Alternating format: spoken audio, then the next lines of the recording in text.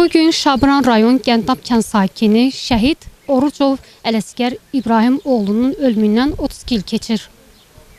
Bugün şəhid ailələrinə Sosial Dəstək İctimai Birliyinin təşkilatçılığı ilə Şabran rayonunun Gəndab kəndində 1-ci Qarabağ müharibəsi şəhidi Orucov Ələsgər İbrahim oğlunun il dönümü ilə bağlı anım mərasimi keçirilib. Tədbir şəhidin döyüş yoluna və qəhrəmanlığına həsr olunub. Bugün şəhidin evinin qarşısında barelyefinin açılışı da baş tutub.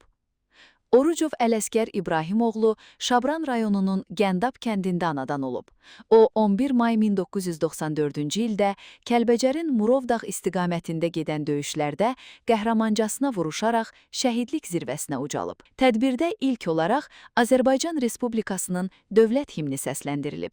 Daha sonra bütün şəhidlərin əziz xatirəsi bir dəqiqəlik sükutla yad edilib. Tədbirin aparıcısı Günay Atayeva qonaqları salamlayaraq çıxış üçün sözü şəhid ailələrinə Sosial Dəstək İctimai Birliyinin sədri Almaz Zeynalovaya verib.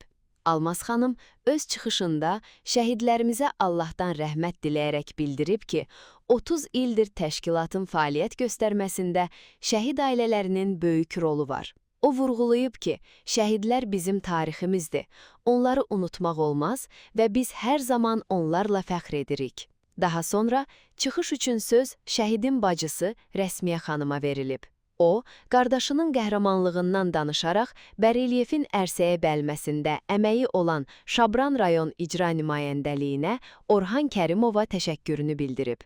Sonra söz Gün TV media qrupunun rəhbəri Mehriban Sadıqovaya verilib. Mehriban xanım qeyd edib ki, illər öncə Şabranın Gəndab kəndində şəhid Füzuli Salahov haqqında film çəkilişlərində iştirak edib və Şabrana olan bağlılığı onu yenidən bu kəndə gətirib.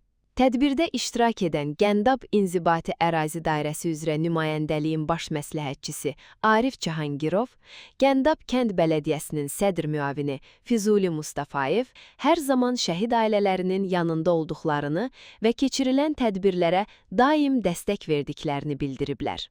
Hər zaman şəhid ailələrinin yanında olan Qazi Rəşad Heydərov da öz növbəsində şəhid ailələrinin unudulmaması üçün əlindən gələn dəstəyi göstərdiyini vurğulayıb. Duyğulu anlarla davam edən tədbirdə şəhidin barelyefinin açılışı həyata keçirilib.